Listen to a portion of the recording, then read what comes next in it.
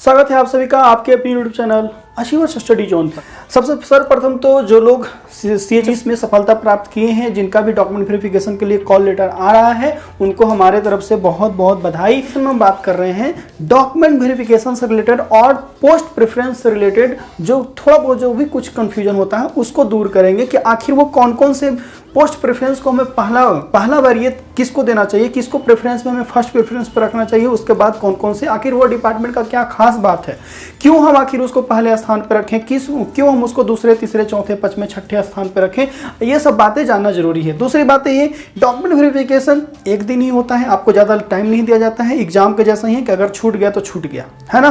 तो इसलिए document verification समय भी बहुत सारी बातें, छोटी छोटी बातें ध्यान दी जाती हैं। हम खुद का अपना डॉक्यूमेंट वेरिफिकेशन 4 से 5 बार करवाए हैं, एक बार NTPC में 2-3 बार तो CHSL में करवाए हैं, CGL में 2 बार करवाए हैं। तो डॉक्यूमेंट वेरिफिकेशन का ठीक ठाक अंदाजा हमें लग गया है कि आखिर कौन कौन सा डॉक्यूमेंट चाहिए होता है और कौन सी नहीं।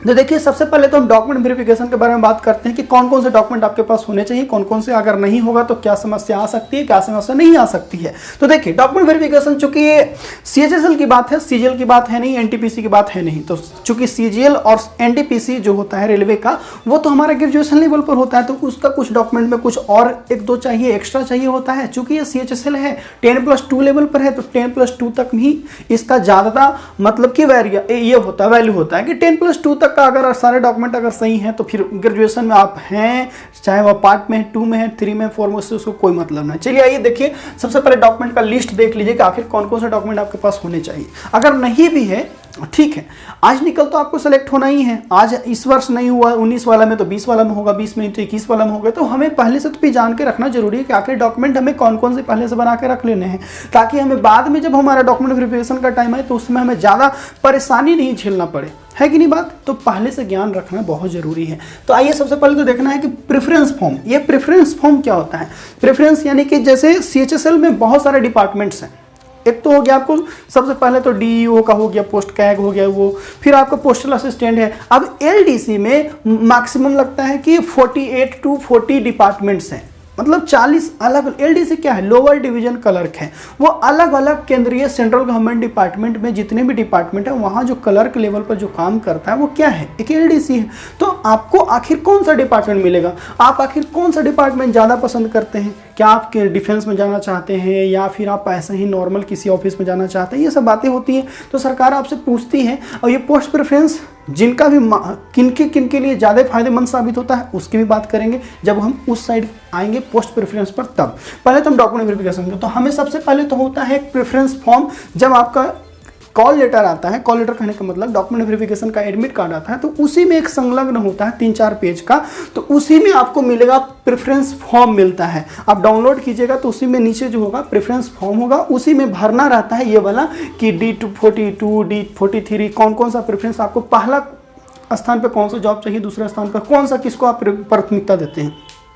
तो सबसे पहले तो आप कॉल लेटर निकलवाइए अपना साइबर कैफे से, उसमें से प्रेफरेंस फॉर्म निकलवा लीजिए, उसका 1-2 जेरॉक्स करवा लीजिए, घर पर भी बैठ के देख लीजिए और उसको भर के वहाँ ले जाना होता है, ठीक है ना। उसको घर ही पे भर के अच्छे से आराम से दिमाग को शांत रख के 2-4 लोगों से पूछ के, आज तो हम ऐसे बताएंगे ही कि आखिर आपको कौन सा भरना चाहिए, किस अरेंज वे में डॉक्यूमेंट वेरिफिकेशन के समय पर क्या है, ये प्रेफरेंस फॉर्म ले जाना है। दूसरा आपका मेन बहुत इंपॉर्टेंट रोल होता है, क्योंकि LDC क्या है, मैक्सिमम एज 27 होना चाहिए। तो आखिर आपका एज का कंफर्मेशन डिपार्टमेंट को कैसे लगेगा कि ये सही में व्यक्ति 27 से एबव का नहीं है, ये भी तो बात है ना, आखिर सही में है या नहीं है। तो उस केस के लिए 10th का सर्टिफिकेट ले जाना होता है। 10th का सर्टिफिकेट ही एकमात्र है हमारे पास साधन, चूंकि उस समय पर डेट ऑफ बर्थ सर्टिफिकेट नहीं बनता था, अब बनने लगे हैं, पहले नहीं बनते थे। हमारे टाइम पे तो डेट ऑफ बर्थ सर्टिफिकेट नहीं बनता था, तो 10+10 में जो हमारा डेट ऑफ बर्थ होता था उसी को एग्जैक्ट डेट ऑफ बर्थ माना जाता है।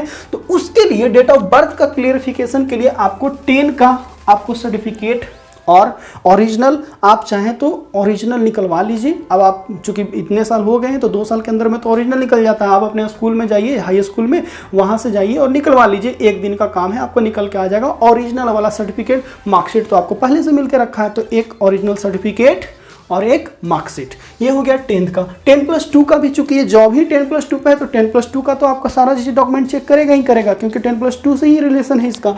तो 10+2 का भी मार्कशीट तो आपको पहले ही मिल चुका होगा, ओरिजिनल वाला। सर्टिफिकेट नहीं मिला होगा, उसमें प्रोविजनल सर्टिफिकेट मिलता है, लेकिन आपको ओरिजिनल आपको कहाँ मिल जाएगा, तो हाई स्कूल में या कॉलेज में, जहाँ भी आपका एडमिशन था, जिस भी कॉलेज में, वहाँ जाइए।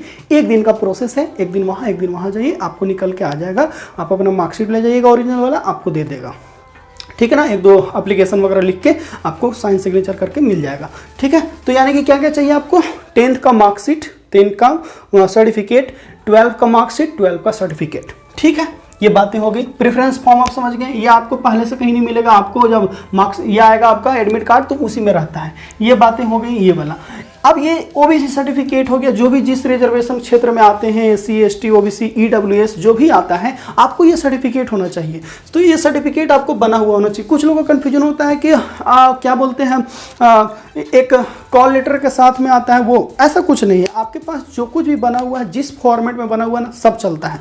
मेरे पास हर तरह का ओबीसी सर्टिफिकेट था, हम तो कभी भी हमसे कोई पूछा भी नहीं था कि आप ये वाला क्यों दिखा रहे हैं। वो ज्वाइनिंग लेटर के समय पर एक आता है ओबीसी सर्टिफिकेट का एक परफॉर्मा आता है, उस पर बस साइन करवा के ले जाना होता है, तो वो वाला साइन हो जाता है। जैसे अभी आपके पास जो भी ओबीसी सर्टिफिकेट बना हुआ है, उसी को दिखाइएगा जाके वहाँ पे डिस्ट्रिक्ट मजिस्ट्रेट के पास या अनुमंडल में, या भी जहाँ भी बनेगा, अनुमंडल में बनता है, तो वहाँ पे जाइएगा तो आपको वही देख के बस साइन मोहर कर देगा कि हाँ ये सही है। वो देखेगा ओरिजिनल वाला आपका, उसी से कर देगा। या तो आपके पास वो भी वाला भी ले जाइएगा वहाँ, तो आपको कोई छेड़छाड़ नहीं करेगा कि ये वाला क्यों लेके आए हैं।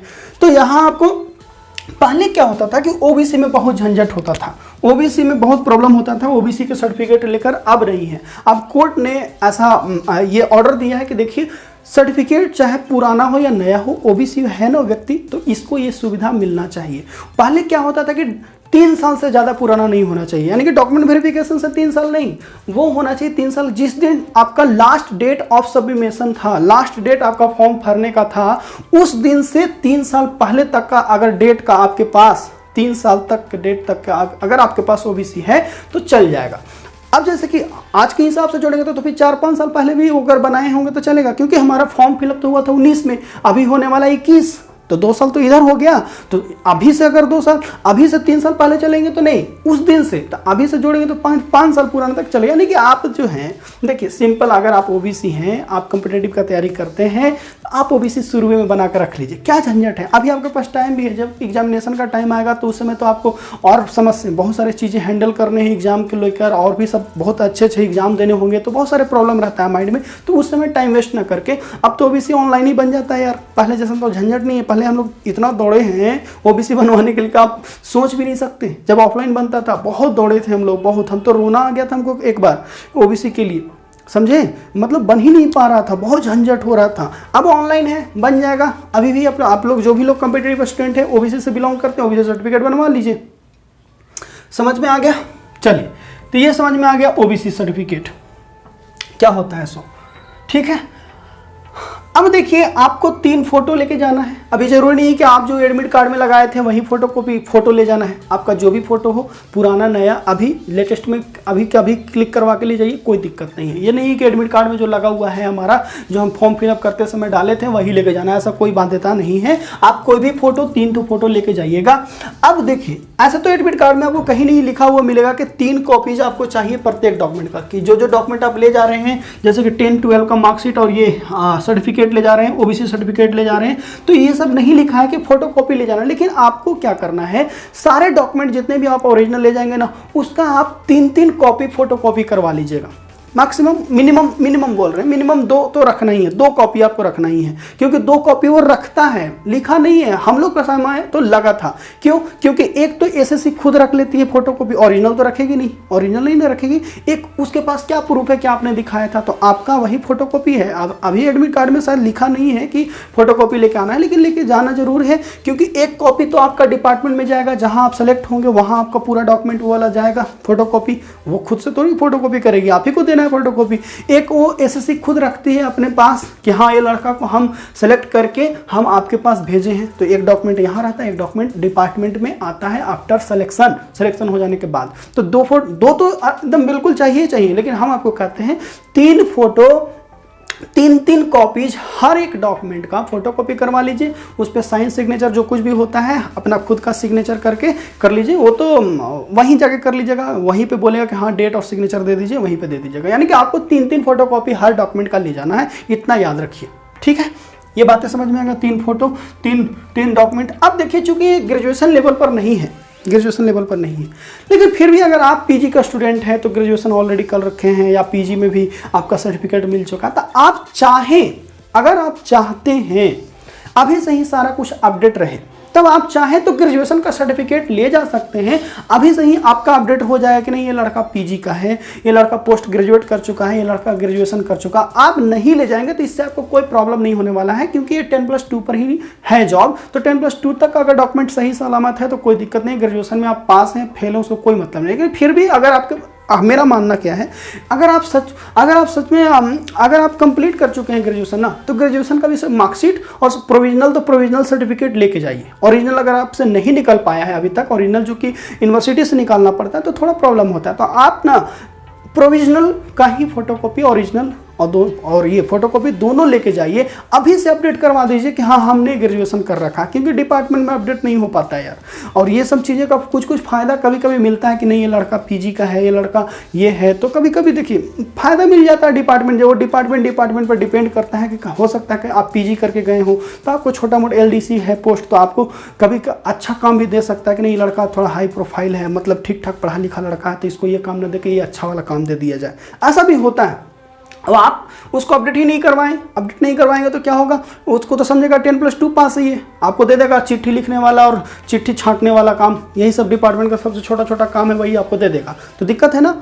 लेकिन यही अगर रहता कि नहीं देखा जाता किसका बैकग्राउंड क्या था, ये लड़का बीसीए का था कि ये लड़का बीकॉम का था कि ये लड़का ये है, तो उसके आधार पे भी ऑफिस के अंदर कहीं कहीं, सब जगह ऐसा नहीं होता, हम ये नहीं कर रहे सब जगह नहीं होता, कहीं कहीं होता है। हम लोग का जब हम लोग का हुआ था तो हम लोग का देखा गया था बैकग्राउंड, हाँ बीकॉम है तो चलो इसको अकाउंट्स वाला में सेक्शन में भेज दो, चलो ये है जी, अच्छा ये बीटेक किया हुआ है तो चलो इसको टेक्निकल वाला चीज़ जो है उसमें भेज दो, तो ये सब देख कर दिया जाता है। तो आप अगर अपना अच्छा खासा पहले से अपडेट अगर चाहते हैं तो, नहीं तो कोई ज़रूरत नहीं है।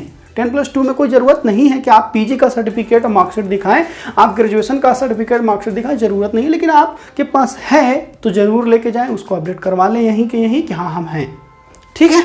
बात समझ में आ गया। तो ग्रेजुएशन का सर्टिफिकेट ऑप्शनल है, आप चाहें तो ले जा सकते हैं, ले जाएंगे तो आप ही का फायदा है, नहीं ले जाएंगे तो कोई दिक्कत नहीं है, कोई आपको कुछ होने वाला नहीं है ना जाने वाला है।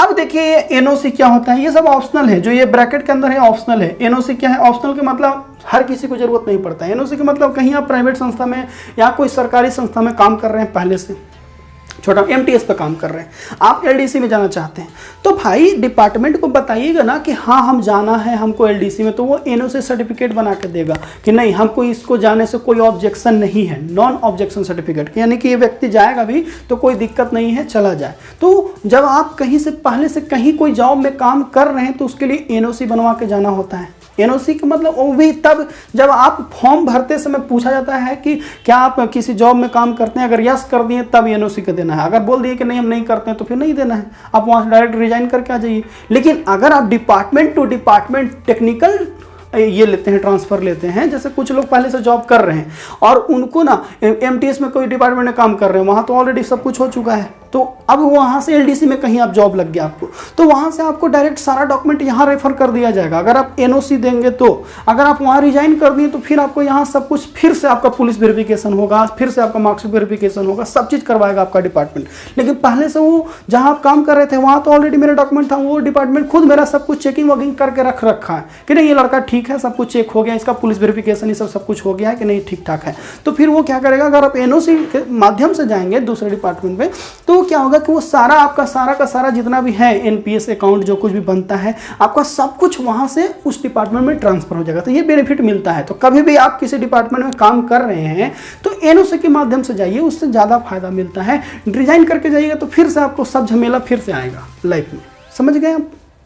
चलिए, तो ये हो गया एनओसी। एनओसी उनके लिए जो कोई पहले से काम कर रहे हैं कहीं। तब ये एक सर्विसमैन के लिए है, ये छोड़ दीजिए, उनका अपना एक अलग सर्टिफिकेट दिखाना पड़ता है कि हाँ हम पहले कहीं काम कर चुके हैं। एज रिलैक्सेशन, अगर कोई व्यक्ति केंद्रीय कर्मचारी है, जैसे कि कोई कर्मचारी व्यक्ति है, तो उसको एज रिलैक्सेशन मिलता है कि नहीं ये ऑलरेडी है तो इसको 2 साल और बढ़ा दिया जाए। या ओबीसी है तो उसको कुछ सर्टिफिकेट मिल जाता है रिलैक्सेशन, तो उसका एक सर्टिफिकेट होता है। ये पीडब्ल्यूडी वगैरह का जो है, अगर आप बोले हैं कि नहीं हम ये सब है, हमारा कुछ बाध्यता है कि हम विकलांग है, ये है वो है, तो उसका सर्टिफिकेट दिखाइएगा ना। तो वो वाला सर्टिफिकेट हर किसी को जरूरत नहीं है, जो है उस लेवल उस कैटेगरी में उनको ले जाना है। बात समझ में आ गई ये चीज़ों। तो ये वाला चीज़ों, ग्रेजुएशन वाला चीज़ तो मतलब ठीक है आप ले जाइए, ये सब चीज़ तो सबके लिए नहीं है। अब ये कोविड-19 सर्टिफिकेट, डिक्लेरेशन सर्टिफिकेट है, ये पहले नहीं हुआ करता था, आजकल इस साल से ऐड हुआ है। ये भी आपका मार्कशीट जब डाउनलोड करेंगे तो उसके सबसे नीचे वाला पेज में मिल जाएगा कोविड-19 सर्टिफिकेट, डिक्लेरेशन सर्टिफिकेट। ऐसे कुछ नहीं रहता, ले जाइए फॉर्म फिलअप करके, नहीं ले भी जाइएगा तो वहाँ शायद आपको मिल जाएगा। ये हो गया डॉक्यूमेंट के बारे में। हाँ, ओबीसी के बारे में नहीं बताएं। अब ओबीसी में वो सब लफड़ा नहीं है कि डेट कब का होना चाहिए, कोई भी डेट रहेगा, सुप्रीम कोर्ट का ऑर्डर है कि कोई भी डेट में रहेगा। हाँ, डॉक्यूमेंट वेरिफिकेशन के तो कुछ दिन का पहले का डेट का है, बना हुआ है, लेटेस्ट बना हुआ, तो कोई दिक्कत नहीं है, सब चलेगा भाई, ओबीसी वो है ना, बस बात खत्म। ठीक है, अब डेट उट का कोई लफड़ा नहीं रहा, कोई भी ओबीसी बनवाइए, ले जाइए, सब काम करेगा। ठीक है। और ठीक, अगर मान लेते हैं हम ओबीसी हैं या हम कोई और हैं कैटेगरी बाय में हम आते हैं, रिजर्वेशन में आते हैं, तो ठीक है भाई, अगर ओबीसी नहीं ले गए या नहीं है तो क्या मेरा जॉब नहीं होगा, ये भी संदेह रहता है। नहीं, ऐसा कुछ नहीं है। आपका फिर ओबीसी वाला जो बेनिफिट है, जो 23% रिजर्व रखा गया है ओबीसी का, वो वाला चीज़ नहीं मिलेगा, आपका रिजल्ट जनरल में होगा। तो क्या दिक्कत है, अगर आपका मार्क्स ठीक ठाक है तो जनरल में रिजल्ट होगा, जो 40% है जनरल के लिए 40% में होगा। ऐसे आपको अगर रहता है तो 40% जनरल वाला में भी फाइट कर सकते हैं। 23% है आपका ये वाला, 23% ओबीसी वाला, यानी कि टोटल 63 सीट्स में आप ये कर रहे हैं। और ऐसे नहीं ले जाएंगे अगर ओबीसी सर्टिफिकेट, तो ओनली 40% सीट पर आपको ये करना पड़ेगा, मैनेज करना। 27% शायद ओबीसी का है, शायद 27% ऐसा। अब देखिए, ये चीज़ें तो समझ में आ गई, कौन कौन सा डॉक्यूमेंट ले जाना है। सारे के सारे ओरिजिनल के साथ साथ मार्कशीट और सर्टिफिकेट, 3 फोटो, और सारे डॉक्यूमेंट्स का 3 फोटो कॉपी। बात समझ गए ना, बात खत्म। उम्मीद करते हैं आपको इन सारी चीज़ों से थोड़ा बहुत ज्ञान मिला होगा, और मतलब कि कुछ सीखे होंगे, और इसको अपने आज अभी भी आप देखिए वीडियो को, समझिए, माइंड में रखिए कि हाँ ये डिपार्टमेंट का ये फ़ायदा है, ये फ़ायदा है। आगे चल के आपका भी तो सिलेक्शन होने वाला है, आप भी डॉक्यूमेंट वेरिफिकेशन में जाएंगे तो कल के डेट में यही वाला चीज़ पोस्ट प्रेफरेंस आएगा, और यही वाला सारा डॉक्यूमेंट वाला सर्टिफिकेट आपको लेके जाना होगा। तो ये एक ऐसा नॉलेज है जो आपको आज न कल तो यूज में आना ही आना है। ठीक है, आज का क्लास इतना ही, हम फिर मिलते हैं अगले क्लास में, बात करेंगे और भी कुछ एक नई इन्फॉर्मेशन से संबंधित इन्फॉर्मेटिव वीडियो सेशन के साथ। और तब तक आप अपना ख्याल रखें, और अपने जो लोग भी डॉक्यूमेंट वेरिफिकेशन के लिए जा रहे हैं सबको अग्रिम बधाई। आप जल्दी ही सिलेक्शन लें और एक अच्छा डिपार्टमेंट आपको मिले, और वहाँ जाएँ और अपने आप को सिक्योर फील करें। थैंक यू वेरी मच, जय हिंद।